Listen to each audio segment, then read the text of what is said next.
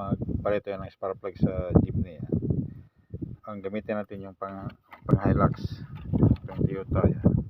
Kasi pareho lang sila ng ng size. Jeepney to siya. Suzuki Jimny. Tapos gamitin natin na spark plug pang Toyota.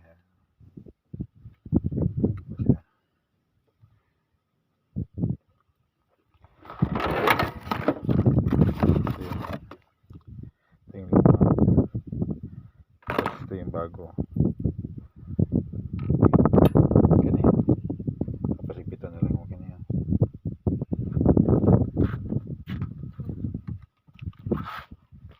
Jimny. Suzuki Jimny. Ito yung kuwil niya. Dalawang kuwil lang. Pero 4 na piston. Yan.